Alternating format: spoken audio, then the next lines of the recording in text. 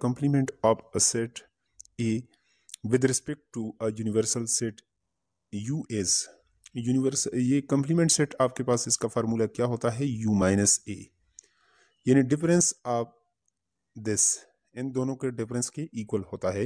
Universal set से जब ए को आप निकालते हैं तो ये ए का कंप्लीमेंट होता है। तो यहाँ पर the sum of set A and set U, the difference of set A from set U, option B जो है यहाँ पर बिल्कुल जो है इसका करेक्ट आंसर बनता है। नेक्स्ट है 27, 1 raise to any power is always equal to. देखिए 1 का जो भी आप पावर लेते हैं, देखिए क्या आता है, 1 का पावर 1, 1 का अगर आप पावर 2 लेंगे तो फिर भी 1, 1 को अगर 3 बार आप मल्टीप्लाई करेंगे, 100 बार भी करेंगे तो 1, और 1 पावर अगर आप 0 लेंगे तो तब भी 1 आएगा, क्योंकि anything raise to the power 0 equal to 1, इसको हम बार बार प्रूव कर चुके हैं। तो यहाँ पर ये किसके इक्वल आएगा, ऑप्शन बी। नेक्स्ट यहाँ पर 28 है, what is the fourth common multiple of 8, 4 and 16। ये क्वेश्चन थोड़ा सा ट्रिकी है, इसको अच्छी तरीके से, इसका 4 मल्टीपल इसका क्या आएगा। तो what is the fourth common multiple of, पहले आपने कॉमन मल्टीपल इसके निकालने हैं और उसके बाद आपने फोर्थ इसका निकालना है। तो यहाँ पर एलसीएम कॉमन मल्टीपल, इसका मतलब है कि इसका एलसीएम लेते हैं 4, 8 और 16 का। तो 2 2 जार 4, 2 4 जार, और फिर 2 8 जार, फिर 2 1 जार, 2 2 जार, 2 4 जार, 2 1 जार और 2 2 जार, 2 1 जार। तो यहाँ पर 2 2 जार 4, 4 2 जार 8, 8 2 जार 16। पहला जो मल्टीपल इसका यहाँ पर लीस्ट कॉमन मल्टीपल आया है वो 4 आया है। तो अगला कौन सा आएगा, तो 16 को अगर 2 के साथ करें तो फिर आपके पास 32, ये दूसरा आ जाएगा, तीसरा आपके पास 48 आएगा, और चौथा इसका 64 आएगा, और ये ऑप्शन बी में आपके पास मौजूद है, यही इसका करेक्ट आंसर है। अगले क्वेश्चन की तरफ चलते हैं। अगला क्वेश्चन है 29, what is the number of surfaces and there types in pyramid.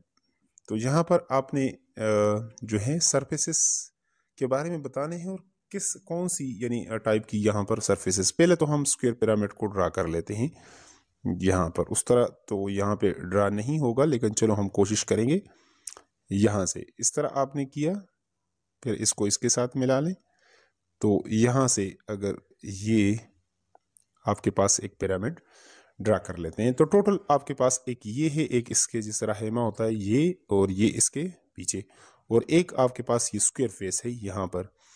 तो 2 और 2 4, 4 और 1 5, टोटल 5 फेसेस आ जाती हैं। अब 5 फेसेस हैं, सरफेसेस हैं, लेकिन किस टाइप के हैं। 4 ये ऊपर वाली 1 2 ये तो ट्रायंगुलर है, ये दोनों, ये 4 तो इसमें ट्रायंगुलर, और 1 स्क्वायर आ जाएगी, 1 स्क्वायर, तो 1 स्क्वायर और 4 ट्रायंगल। तो यहाँ पर आप देखेंगे कि 5 surfaces, 1 square and 4 triangular. Option B जो है इसमें बिल्कुल ये जो है करेक्ट बनता है। तो उम्मीद है इसको आप अच्छे तरीके से समझ गए होंगे। नेक्स्ट है 30, the length of the 3 ropes is 42 metre, 54 metre and 64 metre. If Ali wants to cut the ropes into pieces of equal length without any rope left, what will be the maximum length? देखें ये maximum length की जब भी आपको ज़्यादा से ज़्यादा उसका कह दें, तो इस सूरत में आपने करना क्या है, HCF निकालना है। तो चलो डिटेल के साथ हम इसका HCF जो है वो फाइंड आउट कर लेते हैं यहाँ पर। तो HCF के 2 मेथडोलॉजीज जो हैं वो ज़्यादा वो है मशहूर हैं। एक HCF by factorisation method, prime factorisation method, तज्ज़ी के ज़रिए से आप निकालते हैं, दूसरा डिवीजन मेथड से आप निकालते हैं। तो चलो हम यहाँ से आपको डिवीजन मेथड से बता देते हैं ताकि शार्ट हो जल्दी। ये 3 नंबर्स हैं, 42 है, 54 है, तो 42 को हम बाहर रख लेते हैं, 54 को यहाँ पर अंदर रख लेते हैं। तो 42 1 जार 42, 12 रह जाएगा, फिर यहाँ पर इसको अंदर आपने लिखना है, तो 12 3 जार 36, 6 रह जाएगा, फिर 12 को अंदर लिखना है, तो 6 2 जार 12, इसका HCF तो 6 आ गया। लेकिन अब तीसरा जो नंबर है उसके साथ इसको करना है। तीसरा हमारे पास 64 है, तो 6 को बाहर 60, 16 जार 60, तो 4 रह गया आपके पास, और फिर ये 6 आपने अंदर लेकर जाना है इसको। तो 4 1 जार 4, ये 2 रह गया, फिर ये 4 को अंदर लिख रहे हैं, 2 2 ज़ार 4, तो आखिरी जो डिवाइज़र है वो 2 है। तो इसका मतलब ऐसे जो हाईएस्ट कॉमन मल्टीपल इसका बनेगा वो 2 एक ऐसा नंबर है, यानी व्हाट इज़ HCF। HCF जब आप लिखते हैं तो मतलब F का मतलब है फैक्टर और C का मतलब है कॉमन और H का मतलब है हाईएस्ट, सुपरलेटिव डिग्री है। वो बड़े से बड़ा नंबर आपने ढूंढना है जो इसको डिवाइड कर ले। तो 2 के अलावा और कोई ऐसा नंबर नहीं है जो इन तीनों को डिवाइड कर सके। तो ये जो आंसर है 2 मीटर, ये आपके पास गिवन ऑप्शन में मौजूद है, तो यही हमारे पास इसका करेक्ट आंसर है। अगले क्वेश्चन की तरफ चलते हैं। तो यहाँ पर क्वेश्चन नंबर 30 के अंदर 2 मीटर इसको हमने जस्टिफाई कर दिया। नेक्स्ट है 31 है 1/2 + 2/3 + 3/4 इज इक्वल टू। तो ये किसके इक्वल आएगा? तो चलो हम यहाँ पर इसका भी एलसीएम लेते हैं, डिटेल के साथ इसको सॉल्व कर। तो यहाँ पर आप देख सकते हैं कि 1/2 2/3 और यहाँ पर जो नीचे डिनोमिनेटर है 2 है 3 है 4 है, यहाँ पर इसका हम एलसीएम ले लेते हैं। 2 2 1 ज़ार 2 2 ज़ार 4 3 अपनी जगह पर, फिर 2 1 ज़ार और फिर 3 1 ज़ार। तो यहाँ पर 3 2 ज़ार 6 6 2 ज़ार 12, यहाँ पर इसका जो एलसीएम बनेगा वो 12 ही बनेगा। यानी यहाँ पर नीचे यहाँ पर भी 12 होना चाहिए, यहाँ पर भी, यहाँ पर। तो 2 को किसके साथ मल्टीप्लाई करें? 6 के साथ मल्टीप्लाई करेंगे तो 12, तो 6 को ऊपर भी मल्टीप्लाई करें। यहाँ पर 3 को किसके साथ? 4 के साथ आप मल्टीप्लाई करेंगे तब 12 आएगा। तो ऊपर को भी हमने मल्टीप्लाई किया 4 को, तो किसके साथ? 3 के साथ। तो लिहाजा ऊपर 6 1 ज़ार 6 और 12 प्लस 4 2 ज़ार 8 8 और 12 प्लस 3 3 ज़ार 9 9 और 12। और अगर आपके पास डिनोमिनेटर सेम है तो उसमें नीचे आप 1 लिख लें, ऊपर वालों को प्लस करें, तो 23 डिवाइडेड बाई 12 आएगा। और ये आपके पास ऑप्शन डी में मौजूद है, तो यही हमारे पास इसका क्या है? करेक्ट आंसर है 23 डिवाइडेड बाई 12। ये इसका करेक्ट आंसर हुआ। नेक्स्ट को सॉल्व कर लेते हैं। तो यहाँ पर आप देख रहे हैं कि वहाँ पर ऑप्शन डी में उसका आंसर मौजूद था। तो 32 को the parameter of rectangular field is 66 metre if the length of this field is 15 metre, find the width of the field. चूंकि पैरामीटर हमारे पास गिवन है, लेंथ भी गिवन है, और तो विड्थ निकालना है। तो चलो इसके लिए तो फार्मूला, आसान सा फार्मूला हम लिख लेते हैं। तो यहाँ पर आप देख सकते हैं पैरामीटर आपके पास 66 है, एल आपके पास 15 मीटर है, विड्थ आपने निकालना है। तो पैरामीटर हमारे पास क्या होता है? 2 into लेंथ प्लस विड्थ होता है। ठीक है, लंबाई जमा चौड़ाई। तो इसमें वैल्यूज पुट कर लेते हैं। पैरामीटर 66 है, यहाँ पर 2 फार्मूले का लगा हुआ है, 15 मीटर हमने पुट कर दिया। 2 से इधर भी डिवाइड करें, इधर भी डिवाइड करेंगे तो ये 33 आएगा इक्वल टू 15 मीटर। 33 से आप 15 निकालेंगे तो W इक्वल टू आपके पास जो विड्थ है वो इक्वल टू 18 मीटर आ जाएगा। और यही इसका सोल्यूशन है। चलते हैं नेक्स्ट क्वेश्चन की तरफ। अगला क्वेश्चन है 33 है, if the average of 40 quantities is 215 then find the sum of the quantities. तो चलो यहाँ पर भी इसको डिटेल के साथ सॉल्व कर लेते हैं। तो यहाँ पर 33 में एवरेज ऑफ 40 क्वांटिटीज जो है वो इतना है। तो सम ऑफ क्वांटिटीज, जैसा कि आप जानते हैं कि average equal to sum of all quantity divide by total number होता है।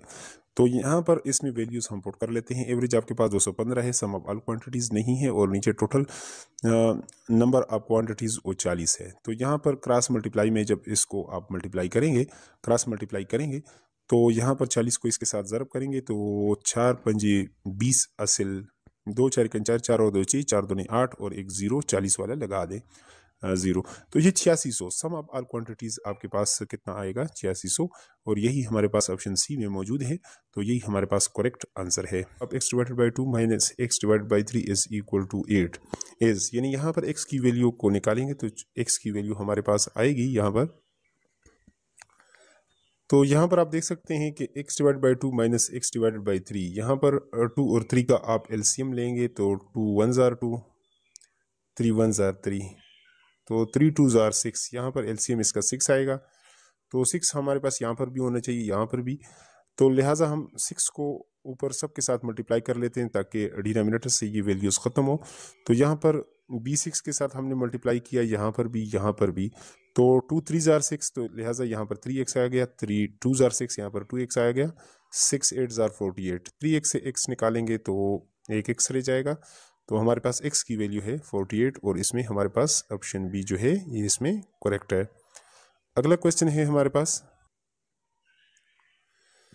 तो यहाँ पर क्वेश्चन नंबर 35 है, rectangle XY Z is 45 meter long and 35 meter wide. A path is constructed towards the inner side of a rectangle. What is that is 3 meter wide. Find the area of the path. ये questions बार बार आता होता है, ये ईटा ने इस बार जो है ये ईटा का फेवरेट क्वेश्चंस है स्पेशली एरिया के हवाले से। तो चलो इसको डिटेल से आपने समझना है। तो क्वेश्चन नंबर 35 में एरिया आप यहाँ पर एक हमारे पास रेक्टेंगल है WXY and Z और यहाँ पर इसकी लेंथ इतनी है और यहाँ पर विड्थ इतनी है। तो एरिया चूंकि क्या होता है लेंथ मल्टीप्लाई बाय विड्थ, तो इसको दोनों को आप मल्टीप्लाई करेंगे तो 1575 मीटर स्क्वायर इतना ये एरिया आ जाएगा। फिर उन्होंने कहा है कि इनर साइड पे मतलब जो है यहाँ पर इसको कंस्ट्रक्ट किया गया है इनर साइड पर, और उसकी जो है एक रास्ता या जो कुछ भी आप इसको कहते हैं इनर साइड की तरफ, यानी 3 मीटर और रास्ता है या जो भी है, तो वो 3 मीटर है। तो 3 मीटर इधर से भी है ऊपर से भी 3 मीटर, तो लिहाजा हम उसमें से जो टोटल था यहाँ पर आप देख सकते हैं 45 में से 6 माइनस कर लेते हैं, लेंथ से भी 6 को माइनस कर लेते हैं, यहाँ से भी 6 को माइनस कर लेते हैं, तो यहाँ पर हमारे पास 39 आएगा, यहाँ पर 29 आएगा। तो ये जो रेक्टेंगल 2 बनेगा इसकी हम एरिया निकाल लेते हैं, तो ये 1131 आ जाएगा। अब एरिया ऑफ द पाथ, इस पाथ का जो एरिया आएगा यहाँ पर इसका एरिया आपने सिर्फ बताना है, ठीक है। तो यहाँ पर A1 माइनस A2, A1 उसका जो पहले रेक्टेंगल का 1575 है उसमें 1131 ये निकालेंगे तो हमारे पास 444 मीटर स्क्वायर आएगा, और ये ऑप्शन डी में हमारे पास मौजूद है, तो यही हमारे पास इसका करेक्ट आंसर है। अगले क्वेश्चन की तरफ चलते हैं। तो यहाँ पर नेक्स्ट क्वेश्चन, क्वेश्चन नंबर 36 है। ये ज़्यादातर क्वेश्चंस हमारा जो मैथमेटिक्स का पोर्शन है पेड ग्रुप में हम कोर्स करवाते हैं, ज़्यादातर उसी से लिया गया है। The ratio between the sides of a triangle are x ratio y equal to 3:4 and y ratio z equal to 6:7. Find the ratio of x ratio y ratio z। यहाँ पर तो अगर आपने व्हाट्सएप ग्रुप को join करना है तो 0379654744 पर आप व्हाट्सएप भी कर सकते हैं।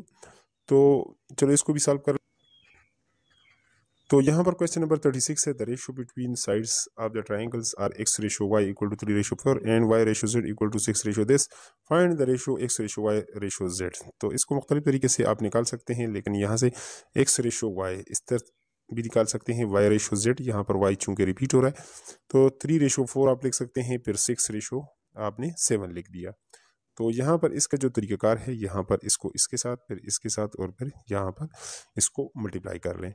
तो यहाँ पर 6 3 are 18 और यहाँ पर ऊपर 6 4 are 24 और ये 7 4 are 28। 2 से आप डिवाइड करेंगे, 2 9 are 2 12 are और 2 14 are। तो यही हमारे पास इसका जो सिंपलेस्ट रेशो आएगा, ऑप्शन ए इसमें हमारे पास करेक्ट था, ये हमारे पास इसका करेक्ट आंसर है। तो यहाँ पर मैथमेटिक्स के पोर्शन का एक और क्वेश्चन भी कर लेते हैं। Find the unknowns value x if x/5 proportion 6/15। तो चलो इसको भी डिटेल के साथ सॉल्व कर लेते हैं। इस तरह के क्वेश्चंस हमने बार बार सॉल्व किए हैं अपने उसमें पेड ग्रुप में। तो यहाँ पर 37 में आप देख सकते हैं कि x/5 proportion 6/15 product of means equal to product of extreme तरफेन का हासिल ज़रब इक्वल टू वस्तिन का हासिल ज़रब। बार बार हम इस MCQs को कर चुके हैं। तो ये हमारे पास 15x equal to 5 multiply by 6, 15 से दोनों तरफ आप डिवाइड करेंगे तो यहाँ से तो कैंसिल हो जाएगा, दूसरी तरफ आ जाएगा, और 5 3 are 15 और 3 2 are 6। यहाँ पर सिंपली आप इसको वो कर सकते हैं, यानी 5 1 are 5 3 are और फिर 3 1 are और फिर 3 2 are। तो x इक्वल टू 2 यानी यहाँ पर जो वैल्यू आएगी, और इसी तरह इसमें हमारे पास ऑप्शन ए जो है वो करेक्ट है। Given that the pressure P and the quantity of a gas in a container varies inversely to its volume V. Therefore, V inversely proportional to volume. When the pressure on the gas is 10 Newton per meter square, its volume is 25 meter cube. The volume of the pressure when the volume is 20 meter cube will be। तो चलो solution को start कर लेते हैं, detail से इसको solve करते हैं। तो यहाँ पर आप देख सकते हैं कि P inversely proportional to V है, तो हमारे पास P इक्वल टू यहाँ पर प्रोपोर्शनलिटी की जगह हम K लिखेंगे, तो P equal to K over V। P equal to अगर 10 हो और V की वैल्यू है 20 मीटर क्यूब, तो यहाँ पर P की वैल्यू भी हम पुट कर लेते हैं, V की वैल्यू भी पुट करते हैं। तो ये K की वैल्यू हो जाएगी आपके पास 250 250। तो यहाँ पर आप इसमें अब क्वेश्चन में इसकी वैल्यू को पुट कर लेके, तो P equal to 250 divided by V की वैल्यू है 20 मीटर क्यूब। तो यहाँ पर P हमारे पास हो जाएगा 20 डिवाइडेड बाई 250 डिवाइडेड बाई 20। तो 0 को 0 के साथ कैंसिल करेंगे, तो 25 रुपयों को 2 में आप तकसीम करेंगे, चीज़ें होंगी तो 12.5 12.5, तो यानी 12.5 न्यूटन पर मीटर स्क्वायर ये आपके पास आ जाएगा प्रेशर। और इसमें ऑप्शन ए जो है ये बिल्कुल इसका करेक्ट आंसर था। अगले क्वेश्चन की तरफ चलते हैं। तो नेक्स्ट है हमारे पास, आप देख सकते हैं यहाँ पर, तो इसमें ऑप्शन ए था। और what is the factorisation of the quadratic expression 2x square plus 8x plus 8। तो चलो इसको भी डिटेल के साथ सॉल्व कर लेते हैं यहाँ पर। तो यहाँ पर क्वेश्चन नंबर जो आपके पास 39 है, factorisation of 2x square plus 8x plus 8। First और लास्ट को मल्टीप्लाई करेंगे तो ये 16x स्क्वायर और मिड टर्म आपके पास 8x है। तो इसको हमने ब्रेक करना है, लेकिन इस ट्रिक के साथ, ताकि उसको मल्टीप्लाई करें तो ये भी आपके पास आ जाए। तो 4 4 आर 16x स्क्वायर और प्लस करेंगे तो ये दोनों कंडीशन पूरे होंगे। इसमें हमारे पास 2x कॉमन है तो अंदर x प्लस 2 रह जाएगा। यहाँ पे इससे 4 कॉमन लेंगे तो यहाँ पर x प्लस 2 रह जाएगा। यहाँ पर इसकी चेकिंग यही है कि यहाँ पर ये सेम होना चाहिए। तो इन दोनों में से एक ले लेते हैं और बाहर वालों को यहाँ पर इसको ऐड कर लेते हैं, 2x प्लस 4।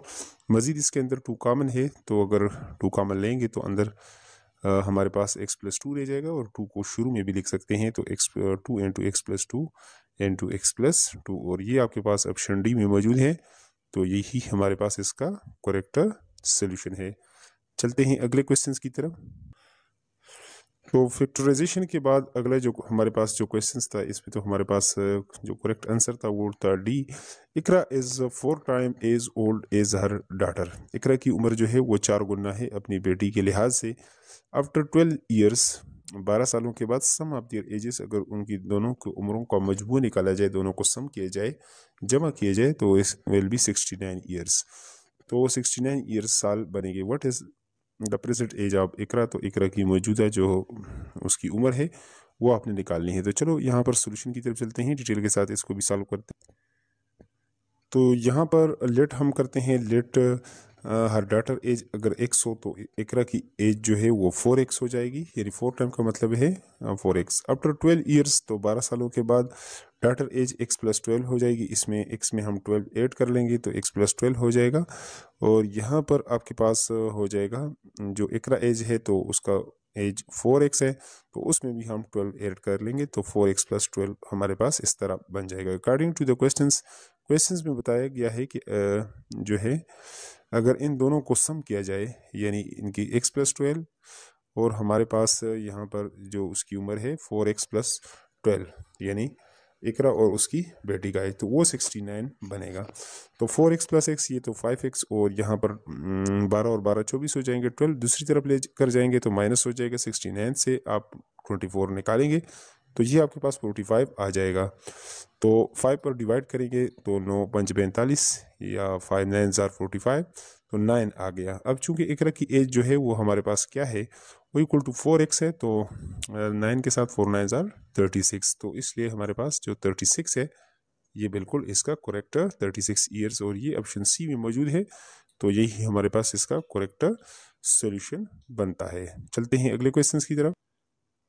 यहाँ पर आप देख सकते हैं कि क्वेश्चन नंबर 41 है, 2 power 2 divided by 3 is equal to. ये किसके इक्वल होगा, तो चलो इसको भी हम सॉल्व कर लेते हैं।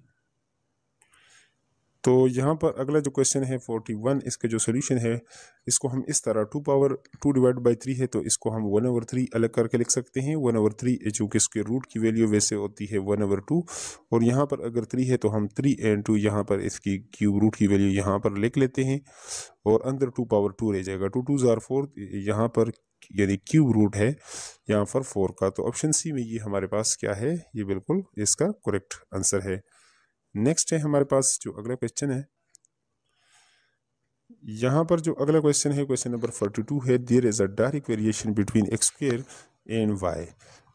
यहाँ पर व्हेन एक्स इक्वल टू, यहाँ पर 7 है और y की वैल्यू 49 है, find x when y equal to 100। तो चलो डिटेल के साथ इस क्वेश्चन को सॉल्व कर लेते हैं।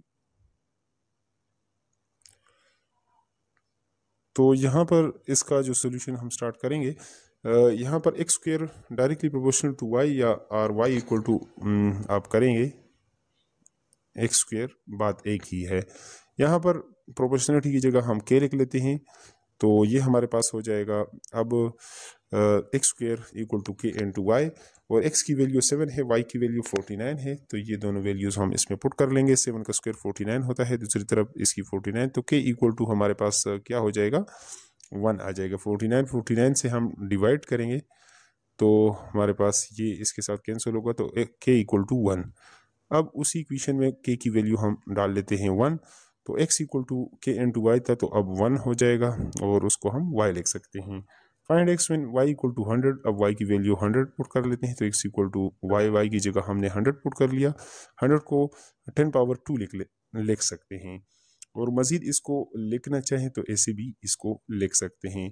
एक्स स्क्वेयर और यहाँ पर 10 का स्क्वेयर ये बनेगा, और स्क्वेयर रूट के साथ कैंसिल होगा, और इसकी जगह हम प्लस माइनस लगा सकते हैं, प्लस माइनस 10, यानी एक बार यानी प्लस 10 और एक बार माइनस 10, और ऑप्शन बी में यही आंसर मौजूद है, यानी प्लस 10 और माइनस 10। तो इसी तरह इसको आप लिख सकते हैं। वैसे के की वैल्यू है 1, और दूसरे शुरू में जब के की वैल्यू आप निकालेंगे, दूसरे की वैल्यू एक्स की वैल्यू का उन्होंने पूछा था, तो पॉजिटिव वैल्यू अगर आप लें तो 10। तो इस तरह उसका सोल्यूशन देना चाहिए था, लेकिन चलो अगर उस तरह है तो उस तरह आप इसका सोल्यूशन दे दें। तो मजीद से सॉल्व कर लेते हैं। If the probability of an event is 1, what can be said about the event? It's certain to happen, it impossible to happen, it more likely to happen, it equally likely to happen। तो it's certain to happen, option A इसमें हमारे पास क्या है, correct answer है। अगला है question number 44 है, determine the common difference of in arithmetic sequence whose first term is 2 and six term is 27। तो चलो इसको भी डिटेल के साथ सॉल्व कर लेते हैं इस क्वेश्चन को जल्दी से। तो यहाँ पर आप देख सकते हैं कि हमारे पास जनरल फॉर्म जो होता है अर्थमेटिक सीक्वेंस का, A N equal to a1 plus n minus 1 into D. a1 की वैल्यू 2 है, n की वैल्यू 6 और a6 आपके पास 27 है। तो चलो ये वैल्यूज़ मैं पुट कर लेता हूँ इसमें। तो हमारे पास a6 इक्वल टू ये first term 2 plus 6 minus 1 into D, ये 5d हो जाएगा। 2 इस साइड पे लेकर आएंगे, 27 से 2 निकालेंगे तो ये आपके पास 25 हो जाएगा, d इक्वल टू 5। और इसको आगे चेक भी कर सकते हैं कि अब यह सीक्वेंस किस तरीके से आपके पास बनेगा, पहले 2 फिर 7 फिर 12 फिर 17 22, इसको आप चेक भी कर सकते हैं। तो ऑप्शन डी हमारे पास इसमें क्या है, करेक्ट आंसर है। अगले क्वेश्चन को सॉल्व कर लेते हैं। तो अगला जो क्वेश्चन था, question number 45, find x if log of यहाँ पर 12 power 3 to the base 12 is equal to x. तो यहाँ पर इसको दो तरीकों से आप सॉल्व कर सकते हैं इस क्वेश्चन को। यहाँ पर आप देख सकते हैं कि इस तरह जब आपको इसको लिखते हैं और फिर जब एक्सपोनेंशियल फॉर्म में लिखते हैं, तो ये आपके पास दोनों, यानी ये इसको आप चेंज कर सकते हैं, 12 power x equal to 12 power 3। तो ये बेसिस सेम है, तो पावर इक्वल हो जाएंगे, x इक्वल टू 3 आ जाएगा। ठीक है, तो x इक्वल टू 3, या इस तरह अब भी आप इसको कर सकते हैं। अगर पावर को शुरू में ले आए तो ये आपके पास 3 हो जाएगा, log of 12 to the base 12, और log of a to the base a ये किसके इक्वल होता है, 1 के इक्वल। 3 इंटू 1 इक्वल टू x, तो ये आपके पास x इक्वल टू 3 ये आ जाएगा। तो जिस तरीके से, इस तरीके से आप जो आपको इजी हो उस तरह आप इसको सॉल्व कर लें। तो ये हमारे पास ऑप्शन ए इसमें क्या है, करेक्ट आंसर है। नेक्स्ट को सॉल्व कर ले। नेक्स्ट 47 है, अ बॉक्स यानी whose length breadth and height are 5 centimetre 2 centimetre and 3 centimetre respectively, its total surface area will be. तो चलो सोल्यूशन को स्टार्ट कर लेते हैं।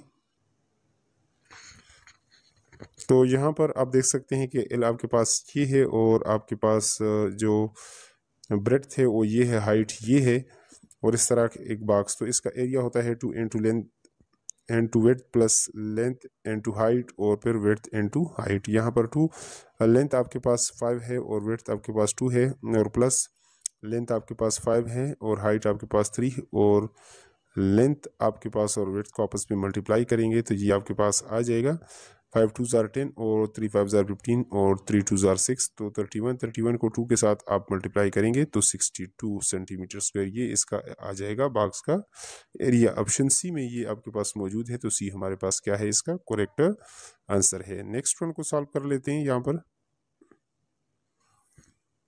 अगला क्वेश्चन है question number 47। Which of the following statement is true about the points? A 3/2 और B आपके पास 9 10 और सी आपके पास 1 और 16 है इज। तो ये आपके पास क्या है, तो चलो इसको भी सॉल्व कर लेते हैं डिटेल के साथ। तो यहाँ पर आप सोल्यूशन को देख सकते हैं। द पॉइंट्स आर 3 2, ये जितने भी हैं इसका आप डिस्टेंस यहाँ पर निकाल लेते। ए बी, अगर ए बी इसको x2 minus x1 whole square plus y2 minus y1 आप करेंगे तो 3 minus 9 minus 3 whole square plus 10 minus 2 whole square, तो ये आपके पास हो जाएगा यहाँ से 3 का, ये यहाँ से आ जाएगा 9 में से 3 निकालेंगे तो 6 और 10 में से 2 निकालेंगे तो 8, तो 6 का स्क्वायर 36 और प्लस 64, तो इस तरह ये स्क्वायर द रूट 100 और 100 को आप लिख सकते हैं 10 का स्क्वायर द रूट, तो ये स्क्वायर रूट से कैंसिल तो 10 आ जाएगा। तो इसी तरह आप ए सी निकालेंगे। ए सी के लिए भी वही फार्मूला x2 माइनस x1 और प्लस y2 माइनस y1, ये इसको आप सॉल्व करेंगे तो यहाँ पर ये इससे 2 आ जाएगा, 2 का स्क्वायर 4 और इसी तरह यहाँ से 14 आ जाएगा, 14 का स्क्वायर आप करेंगे 196, तो ये 200 और 200 को 100 मल्टीप्लाई बाई 2 लिख सकते हैं, तो 10 स्क्वायर इसका अलग आप लेंगे और इसका अलग स्क्वायर रूट लेंगे तो 10 इंटू स्क्वायर द रूट 2। और इसी तरह बी सी को आप फाइंड आउट करेंगे तो ये आपको 1 minus 9 whole square plus 16 minus 10 का होल स्क्वायर, तो यहाँ पर माइनस 8 का स्क्वायर प्लस 64 और इस तरह 36, तो ये भी 100 का स्क्वायर रूट लेंगे तो 10, और A B equal to B C दोनों साइडें इक्वल हैं, तो लिहाजा हमारे पास ये क्या है, so the points form isosceles triangle, ये आइसोसेलेस ट्रायंगल बनाएंगे। यही हमारे पास इसमें करेक्ट है। नेक्स्ट क्वेश्चन की तरफ चलते हैं। यहाँ पर जो अगला क्वेश्चन है क्वेश्चन नंबर 48 है। If the root of quadratic equations are 1 plus square the root 5 और 1 minus square the root 5 the quadratic equation will be equal to, तो ये किसके इक्वल आएगा, तो चलो इसको भी डिटेल के साथ सॉल्व कर लेते। तो 48 में हमारे पास यानी आपके पास जो अल्फ़ा ये है और बीटा ये है, रूट्स आपके पास गिवन है। इक्वेशन हमारे पास एक्स स्क्वायर हमारे पास होता है minus sum of root into x plus product of root, यहाँ पर या अल्फा प्लस बीटा और into x plus alpha beta equal to 0, equation 1 हो। तो अल्फा प्लस बीटा जो दोनों आपके पास गिवन है, इसमें जो रूट्स आपके पास गिवन है वो क्या है, तो अल्फा प्लस बीटा की वैल्यू यहाँ पर अल्फा की जगह alpha plus square the root 5 और plus 1 minus square the root 5, ये तो कैंसिल होगा, 1 प्लस 1 2 आ जाएगा इससे, और इस तरह अल्फा बीटा इन दोनों को मल्टीप्लाई करेंगे, first term square minus second term square करेंगे आप, तो यहाँ से 1 माइनस 5 इक्वल टू माइनस 4 आ जाएगा। तो अब इस इक्वेशन में आप पुट करेंगे इक्वेशन 1 में, तो x square minus sum of root आपके पास 2 के इक्वल आया है और प्रोडक्ट ऑफ रूट माइनस 4 के, तो ये आपके पास x square minus 2x minus 4, और यही आपके पास वहाँ पर ऑप्शन बी में मौजूद है, तो यही हमारे पास क्या है, इसका करेक्ट आंसर है। नेक्स्ट वन को सॉल्व कर लेते हैं। यहाँ पर तो ये आप देख चुके हैं इस इक्वेशन को कि x square minus 2x plus 4 या जो भी था यहाँ पर माइनस 4, तो चलो हम यहाँ पर 49 को उसको तो हमने सॉल्व कर लिया। F theta greater than 0 and tangent theta greater than 0, name the quadrant in which the angles lies. तो यहाँ पर एक ट्रिक आपके साथ कर शेयर करते हैं, क्योंकि चैनल का नाम ही मैथ्स एंड इंडियस ट्रिक्स है। तो CAS और T, यहाँ पर ऑल ट्रिग्नोमेट्रिक जो आपके पास रेशियोज हैं जितनी हैं sine theta, sine, cosine, cosecant और यहाँ पर काज और सीकेंट थीटा, टेंजन कोटेंजन, ये जितने बनते हैं ये यहाँ पर फर्स्ट क्वाड्रेंट में, ये आपके पास फर्स्ट है, ये आपके पास इस तरह ये सेकंड है, और फिर ये थर्ड है, और ये आपके पास फोर्थ है। तो अब आपने देखना है यहाँ पर इसमें तो सारी वैल्यूज पॉजिटिव है, इसमें साइन और इसका जो कोसाइन है यानी कोसीकेंट थीटा, ठीक है, वो आपके पास सिर्फ पॉजिटिव है। यहाँ पर टेंजन और कोटेंजन पॉजिटिव है, बाकी सारे नेगेटिव। यहाँ पर इसमें सी का मतलब है जो सीकेंट थीटा है, और साथ ये जो कास थीटा है इसका जो इनवर्स है, ये दोनों आपके पास पॉजिटिव होंगे, बाकी सारे नेगेटिव। तो यहाँ पर आप देख सकते हैं कि इन्होंने बताया है कि साइन भी पॉजिटिव यानी ग्रेटर देन जीरो का मतलब यही है कि वो भी पॉजिटिव और टेंजन भी पॉजिटिव। तो टेंजन ये दोनों पॉजिटिव किस में होते हैं, ये आपके पास फर्स्ट क्वाड्रेंट में आपके पास होते हैं। ठीक है, तो ऑप्शन ए हमारे पास इसमें क्या है, करेक्ट आंसर बनता है।